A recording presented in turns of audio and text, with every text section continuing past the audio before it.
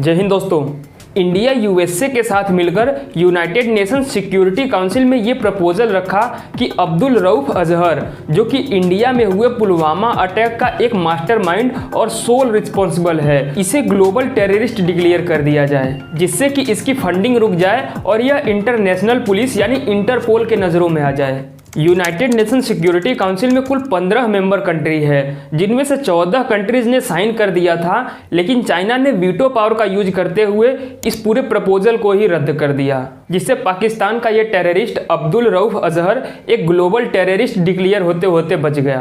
क्या veto power में इतना ज़्यादा पावर होता है कि चाइना ने अकेले 14 देशों के सहमति को रिजेक्ट कर दिया? तो यूनाइटेड नेशन सिक्योरिटी काउंसिल में कुल 15 मेंबर कंट्रीज हैं, जिनमें से 5 परमानेंट मेंबर हैं और 10 नॉन परमानेंट मेंबर हैं। ये 10 non permanent member year two year change होते रहते हैं, लेकिन 5 परमानेंट मेंबर हमेशा फिक्स होते हैं, जिन्हें P5 या 5 पावरफुल कंट्रीज के नाम से जाना जाता है। इनमें शामिल है यूके, यूएसए, फ्रांस, रसिया और चाइना। और यूनाइटेड नेशन सिक्योरिटी काउंसिल का ये एक रूल है कि दुनिया का कितना भी बड़ा एग्रीमेंट या प्रपोजल हो, अगर इन 5 पावरफुल कंट्रीज में से किसी एक ने भी एग्री करने से मना कर दिया तो ये पूरा का पूरा प्रपोजल रद्द कर दिया जाएगा। और इस पावर को वीटो पावर नाम दिया गया, और इसी वीटो पावर का यूज करते हुए हर बार चाइना पाकिस्तान को बैक करते आया है। दरअसल इसकी शुरुआत सन 1999 में ही हो गई थी। इसके बाद से इंडिया को कई बड़े टेररिस्ट अटैक जैसे 2001 पार्लियामेंट अटैक, 26/11 और 2019 पुलवामा अटैक जैसे अटैक का सामना करना पड़ा। मैं शुरू करूं उससे पहले आपसे एक रिक्वेस्ट है कि अगर आप चैनल पे नए हैं तो इसे सब्सक्राइब कर ले और इस वीडियो को कुछ लोगों तक शेयर भी कर दे।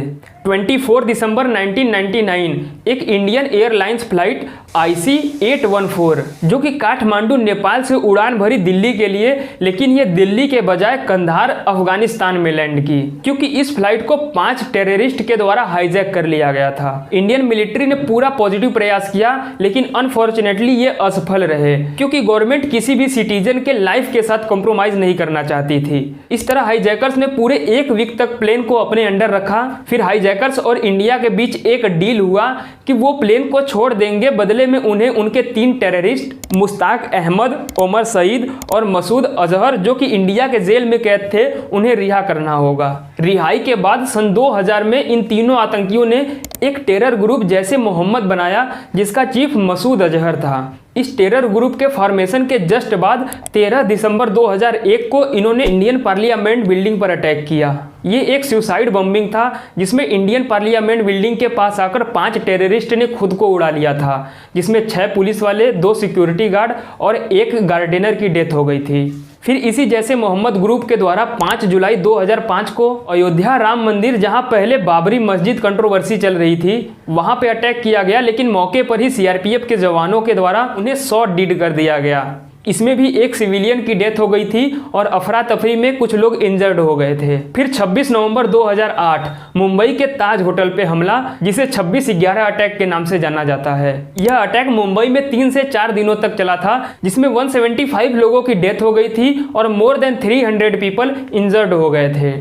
आमिर कसाब सिंगल टेररिस्ट था जिसे जिंदा पकड़ा गया। आमिर कसाब के अकॉर्डिंग इस हमले के पीछे भी लश्कर-ए-तैयबा और जैसे मोहम्मद जैसे ग्रुप रिस्पॉन्सिबल थे, और इसका मास्टरमाइंड वही मसूद अजहर था, जिसे इंडिया ने 99 में छोड़ दिया था। 26/11 हमले के लिए पूरे वर्ल्ड ने पाकिस्तान को क्रिटिसाइज किया था। टेरर फंडिंग दिए जाने के लिए पाकिस्तान को FATF के ग्रे लिस्ट में डाल दिया गया। जो कंट्री भी financial action task force FATF के ग्रे लिस्ट या ब्लैक लिस्ट में होते हैं, उन्हें IMF या किसी भी अन्य कंट्रीज से लोन नहीं मिल पाता है। इसके बाद 2009 में India United nation security council गया कि मसूद अजहर को एक ग्लोबल टेररिस्ट डिक्लेयर कर दिया जाए, जिसमें 14 देशों ने अपनी सहमति दे दी, लेकिन चाइना वीटो पावर का यूज करते हुए पाकिस्तान को बचा लिया। 2 जनवरी 2016 को एक हैविली टेररिस्ट ग्रुप के द्वारा इंडियन एयरफोर्स के वेस्टर्न एयर कमांड के पठानकोट एयरफोर्स स्टेशन पर अटैक किया गया, जिसमें 7 डिफेंस सिक्योरिटी पर्सनल शहीद हो गए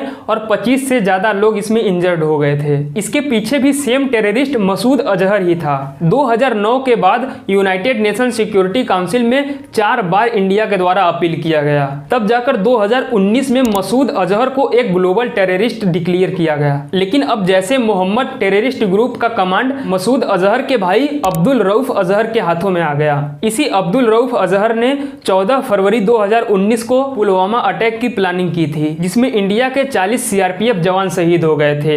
ये अटैक केवल इन्हीं 40 जवानों पे नहीं बल्कि इन 40 जवानों के फैमिली के ऊपर भी था और 140 करोड़ हिंदुस्तानियों के सेंटीमेंट के ऊपर भी। अब इस रऊफ अजहर को ग्लोबल टेररिस्ट डिक्लेयर करने के लिए जुलाई 2022 में इंडिया के representative United nation security council गए। इस बार भी सेम 14 मेंबर ने तो साइन कर दिया, लेकिन चाइना वीटो पावर का यूज करते हुए एक बार फिर से पाकिस्तान को बचा लिया। It is most regrettable that genuine and evidence-based listing proposals pertaining to some of the most notorious terrorists in the world are being placed on hold. China बोला इसका डबल स्टैंडर्ड इन्वेस्टिगेशन होना चाहिए। अब एक बड़ा ही जेन्युइन सा सवाल कि चाइना क्यों कर रहा है आखिर ऐसा, क्यों ये पाकिस्तान को सपोर्ट कर रहा है। तो इंडिया चाइना के बीच 1962 में सीनो इंडिया वॉर हुआ था, जिसका main reason Himalaya border dispute था। 1962 से प्रेजेंट टाइम तक इंडिया चाइना का ये बॉर्डर डिस्प्यूट चल ही रहा है। वहीं दूसरी ओर 1965 में इंडिया पाकिस्तान के बीच इंडो पाकिस्तान वॉर हुआ था। इसका भी मेन रीजन कश्मीर या यूं कहें तो बॉर्डर डिस्प्यूट ही था। जब पाकिस्तान और चाइना इंडिविजुअली इंडिया को काउंटर नहीं कर पाए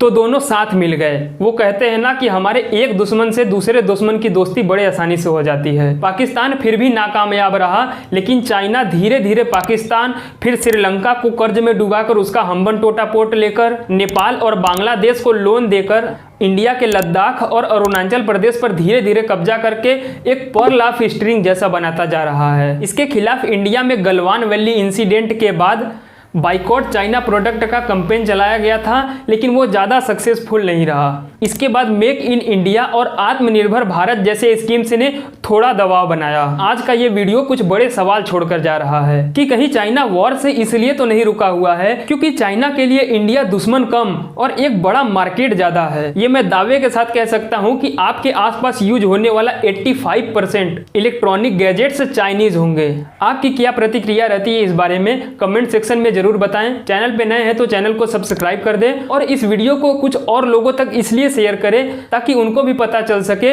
इंडिया पर किए गए पाकिस्तान द्वारा इन अटैक्स के बारे में। वीडियो पसंद आए तो वीडियो पर एक लाइक जरूर छोड़ दें। आप अपना ख्याल रखें, अपनों का ख्याल रखें, स्वस्थ रहें, मस्त रहें। मिलते हैं जल्दी किसी अन्य ऐसे ही रोचक और इन्फॉर्मेटिव वीडियो में। बहुत बहुत धन्यवाद।